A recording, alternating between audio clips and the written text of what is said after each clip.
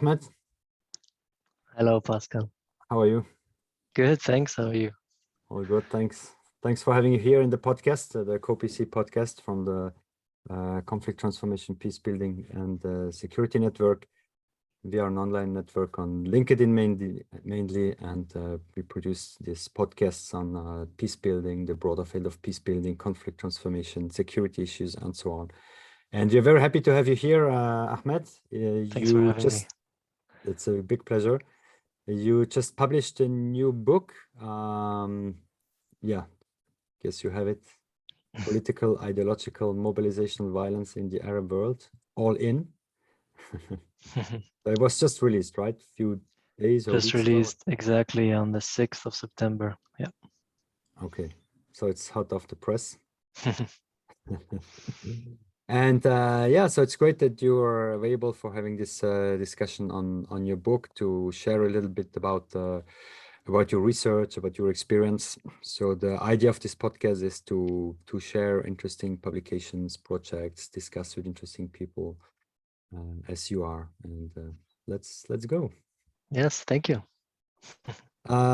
First of all, it's always interesting to know with whom we're speaking, who is the author of such a book. So tell us something about you. Who are you? Who is Ahmed Ajil?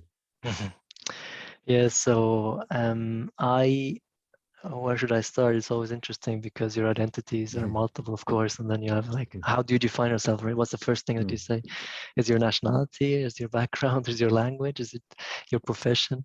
So I'd say I'm a criminologist, trained at the University of Lausanne in criminology, with a background in international relations and applied security strategy at the international level. So conflict resolution is also something that I have been trained in to a certain extent. I am originally Iraqi. I came to Switzerland with my parents when I was still very young, and have grown up here ever since. I live in Bern right now. Have a wife and recently also a daughter. Congratulations. Yes, yeah, thank you. Yeah, I think that's about it about my person. Yeah, good. So that explains the shared identities you mentioned, living in Bern, German-speaking Switzerland, also, I guess, partly in Lausanne, French-speaking Switzerland, originally from Iraq, and so on and so on. So exactly. very good mix.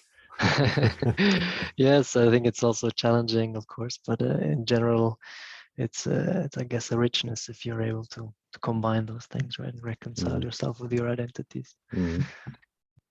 Somewhere in the introduction online, there is an abstract of your book, and somewhere it mentions the author's epistemic positioning, without saying more about it. So I was very curious about that. So that maybe also explains what drives you, or why to write such a book. What's your positioning?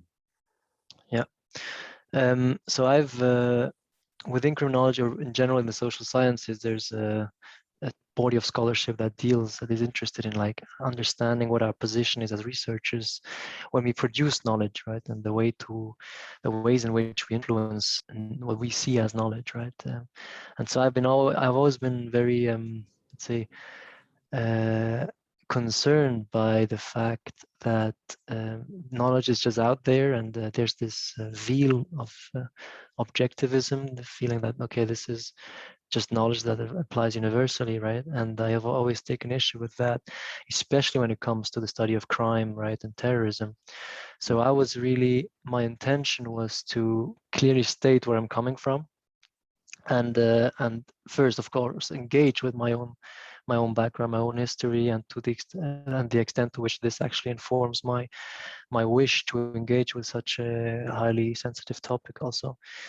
And so my positioning in general was one that tried to counterbalance certain hystericizing tendencies regarding the phenomenon. So there's been, of course, since 2001, since the attacks of 9/11, that the issue of terrorism has been highly politicized, right? It has been recovered politically, it has been instrumentalized, and even within academia, there's been a difficulty to engage with with the topic with a certain kind of epistemic distance, right? And so my wish was to say, like, I'm trying to repoliticize perhaps the study itself, so give back the political agency to these individuals, and thereby actually depoliticize the study.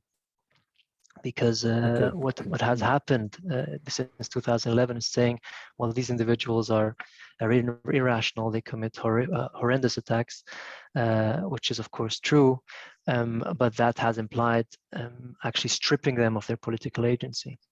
And my intention was to look at that political agency again, to see what political motives drive such individuals and such acts, right? And another part, I think, of the epistemic positioning is trying to understand really security and crime-related issues from below. So based on the views and voices of those who are actually involved in them, whether it's actually involved in the phenomenon of terrorism or in the fight or the prevention of terrorism, right? So I guess that was a huge part of the positioning. So as I understand, it's a quite individual perspectives approach.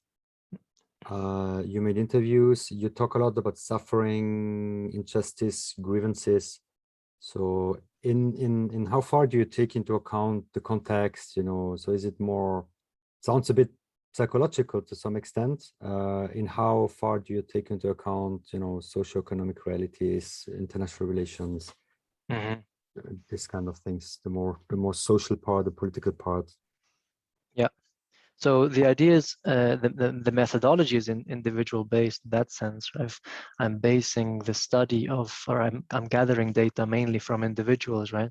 But the focus is on not only individual factors, but also structural factors. So trying to understand through the stories and narratives of those who are involved, what factors there are that have influenced them, right? So it's whether the it's starting their point. social, The individual is the exactly, starting point to define exactly. It's in a sense, it's a bottom-up approach, but at the same time, the focus is one that actually takes into account structural factors, and I would hope more than perhaps other studies have done before, right?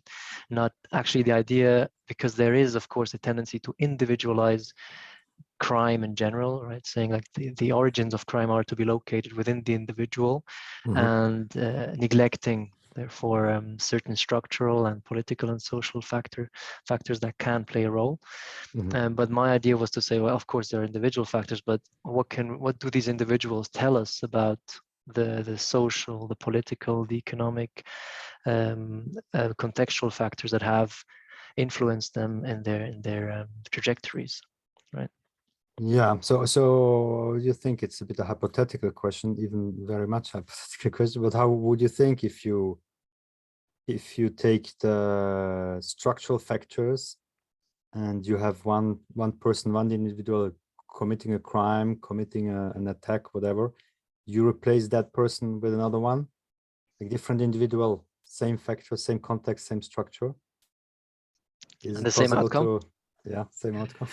No, of course not. No. It's an interplay, of course, between local and global factors, between individual and structural factors, and that's really what I was trying to also demonstrate in this book. Is actually the complexity of it, right?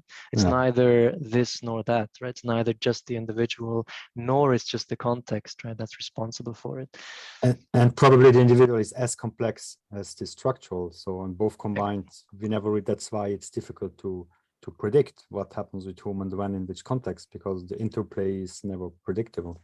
Exactly. Yeah. And that is something we have to accept to a certain extent, right? And I think as a researcher, my goal was not, of course, to predict whatever behavior might arise from a certain context, right? But try to understand what can these individuals tell us about why they were motivated to engage politically for causes and conflicts in the Arab world. For some, to the extent of actually taking up arms or joining armed groups, right? Maybe before we go deeper into the different movements, somewhere also you mentioned the shortfalls of analytical shortfalls of the current terrorism studies. You mentioned orientalism, state centrism, and tendency to depoliticize. Would you like to say something about that? Yes, so that's that's my two cents of criticism of the current state of affairs, right? So what I'm criticizing is actually this field of terrorism studies that has developed somewhat in isolation of other strands of scholarship, which have contributed enormously to our understanding of political violence, right?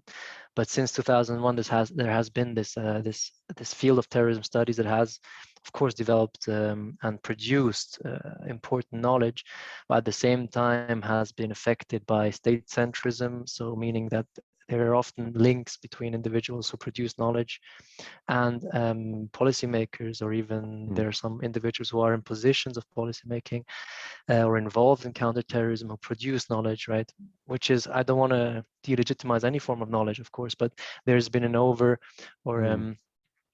overrepresentation, right? Okay. And a general, let's say, reticence among terrorism studies to produce critical knowledge, which is critical of the status quo, critical of the role of state actors, right? And to the extent to which they actually contribute to the phenomenon itself, themselves.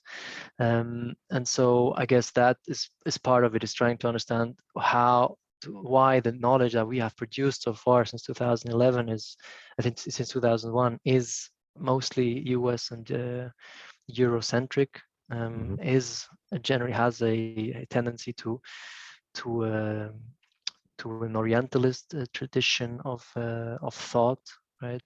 Which generally informs our relationship with the Arab Muslim other, right? How And does just this understanding. how does the Orientalism part influence the research?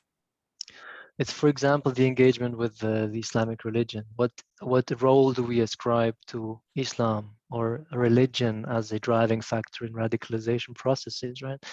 And there are different ways of seeing this, right? Religion is has a sociological component, has an ideological one. It is involved in the narratives of individuals, right?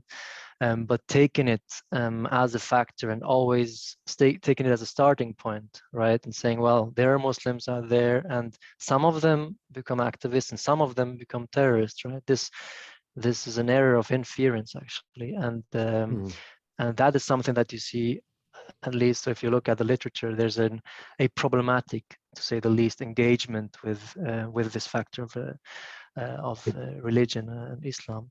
And then, of course, there's it's a simplification somehow. No, it's like looks logic. Okay, it's religion. That's what whoever believes, and that explains everything. So exactly. I guess personally, I think it is a factor. Among many others, it can be a factor in terms of ideology production and so on. But for some, it's probably a simplification. Exactly, it simplifies it to the extent that, yeah, we're taking like Islam. I mean, the ideological influences are hugely relevant, of course, and the extent to which they inform our view of the world and the means that we envisage to change things in the world, right? But taking it, as you say, simplistically and as a factor in isolation, right? And saying like Islam, always putting Islam in the center of the analysis. That is what makes this field of research actually Orientalist to a certain extent.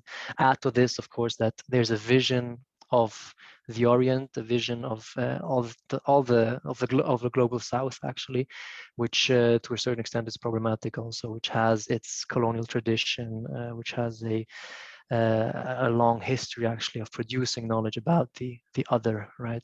Where certain stereotypes also influence what we associate with the Arab Muslim other, whether it's the violence, for example, the propensity to violence, whether it's the intellectual capacity, right? Whether it's the tradition, the conservatism, etc. Okay, so what are different movements that you analyze, like the types of movements? So when I started out, what I was saying is more part of my epistemic positioning was to try to dehistoricize, right, the study of the phenomenon. So what I wanted to say is, well, there has been a huge focus on jihadist movements, but basically what we're talking about is a form of mobilization, right, for conflicts which are beyond our immediate context often. But there are other groups where this phenomenon can be retraced or can be seen, right? So there have been international mobilizations. I was always thinking of the engagement, the communist mobilization for the Spanish Civil War, for example, in the 30s, and so. Or, for example, the Bosnian wars or the Afghan wars, which have, I mean, the fact that you mobilize for conflicts internationally is a very, let's say, an understandable phenomenon to a certain extent, right?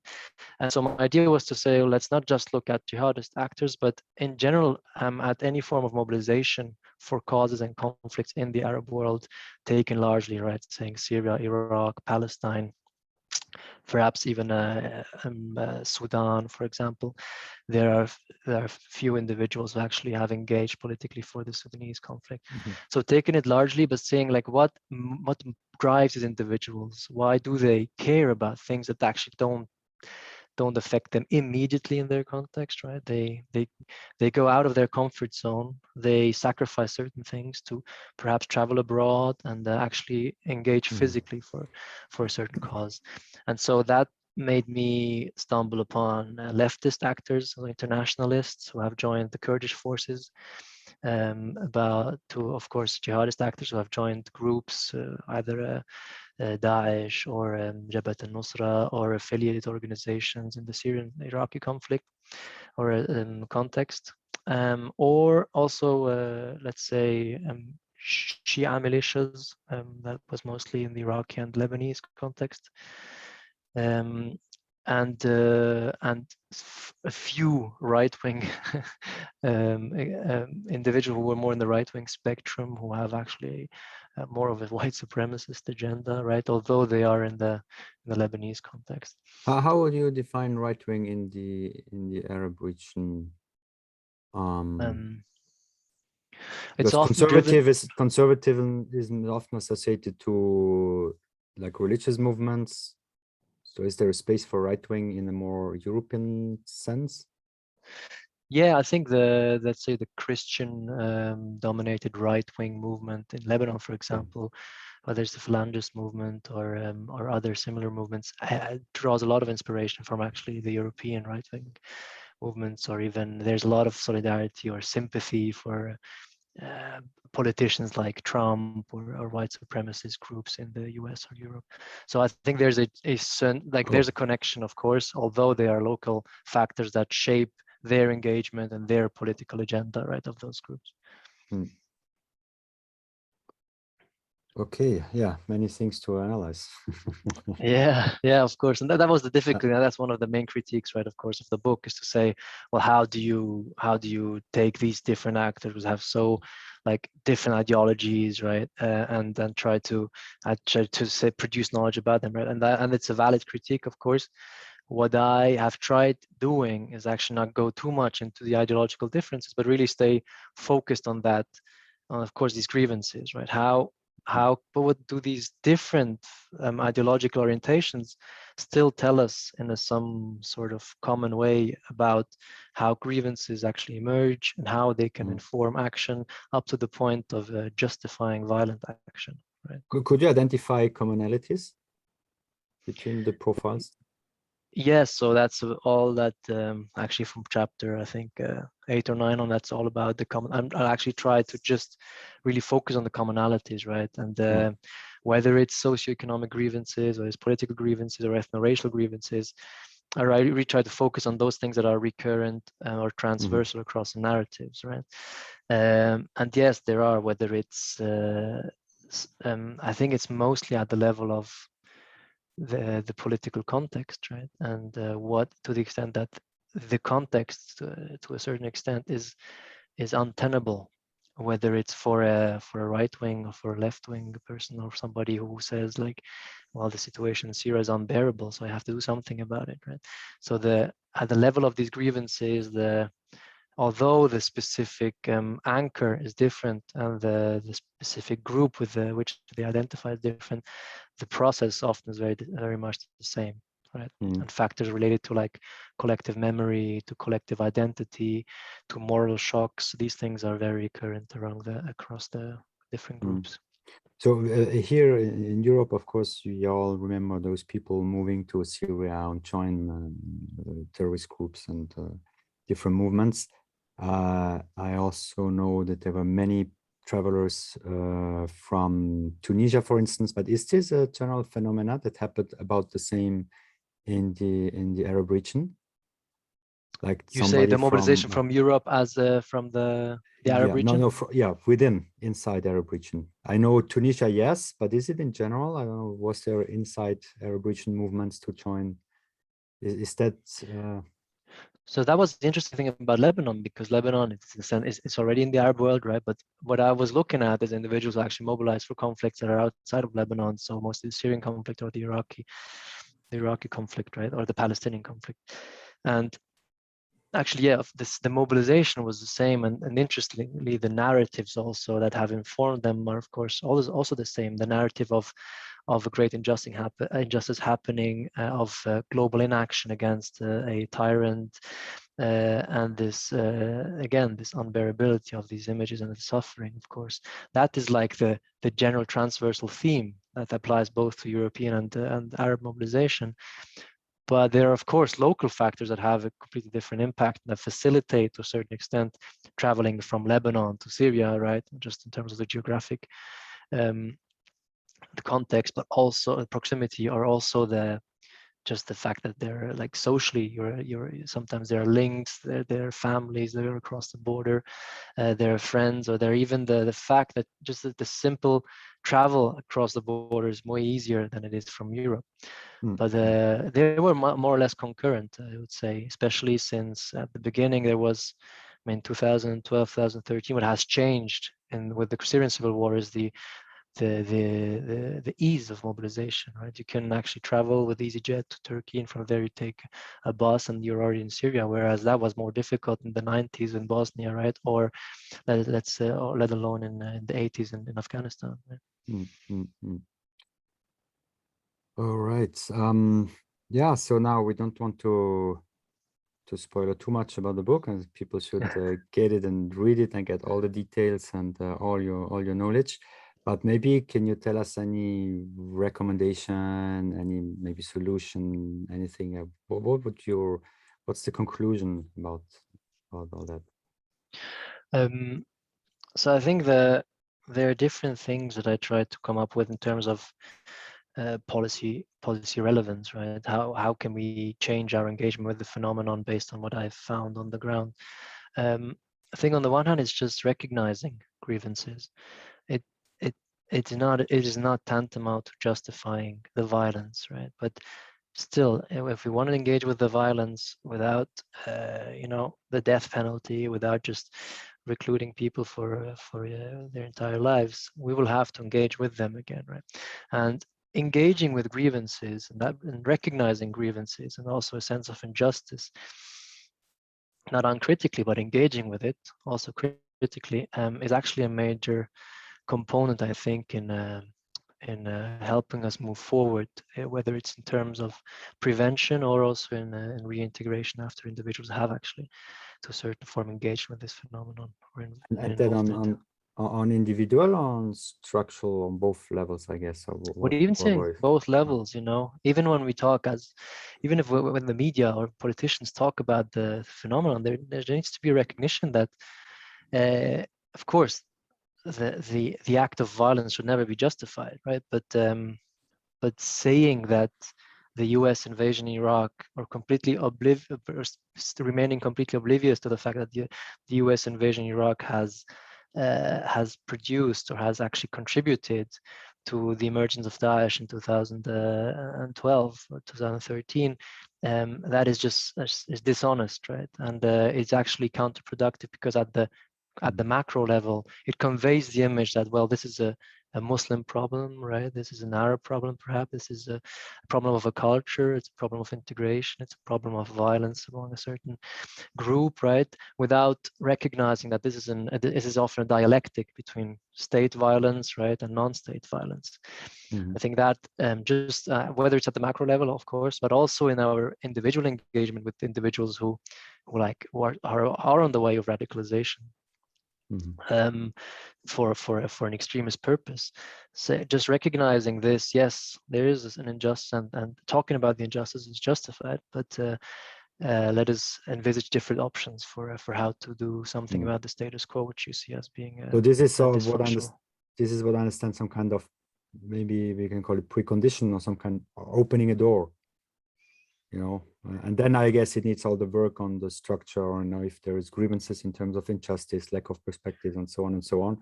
Yeah. There, just recognizing is not enough. And then we are in the difficult task to reform probably countries and create economic opportunities and so on and so on, which goes beyond your and mine influence. Definitely, yeah, definitely. But first recognizing it, and I think then recognizing also with the extent to which grievances are instrumentalized, and that's something that I really try to also show in the book. It's not just about saying, well, feeling of injustice leads to violence. That would, I think, not do justice to what I've tried to achieve here. But it's really trying also to understand how grievances are instrumentalized, used, misused, and maybe through our understanding of that, also knowing that those who come to us with extremist narratives, well, there is a certain influence and there are certain pressures that they're exposed to, which makes them actually adopt those narratives. And just engaging with that, I think, is the main recommendation, right? And then also just actually really thinking about the extent to which state violence contributes to non-state violence. That is one of the major, I think, conclusions also, or takeaways, to say, like, if we continue to do the same things as legitimate actors and institutions, the same things that we accuse those we call terrorists of, right? Whether it's actually contributing to the oppression of civilians, maintaining this disregard of certain of human rights violations, right? If you continue to act like this and allow for state violence to continue unheeded, that will continue to nurture the phenomenon. Terrorism will always be part of our lives. So you just published this book again. Maybe you want to show it again. Politico-ideological Mobilisation, Yes. Violence in the Arab World. All in. Why all in, actually? What's the meaning of the subtitle? So because I think a big part of it is actually I think of my analysis is the notion of authenticity. And what I found is that radicalization actually is the core of radicalization somewhere is this quest for authenticity, and feeling that when I adhere to a certain idea or a certain narrative which centers on identifying an injustice, what drives radicalization is actually this idea that you have to be real about it. If you actually say this is something that's wrong, then why are you not doing anything about it? And this quest for authenticity, for being authentic and being real, it is somehow at the core of all these narratives of these individuals who engage physically, mentally, and within their entire lives for these causes, right? And that's why I took this subtitle, All In. Perfect. Thank you very much. So what's next on your research agenda? That you just published the book. I think it will not be for tomorrow, but do you have any plans already?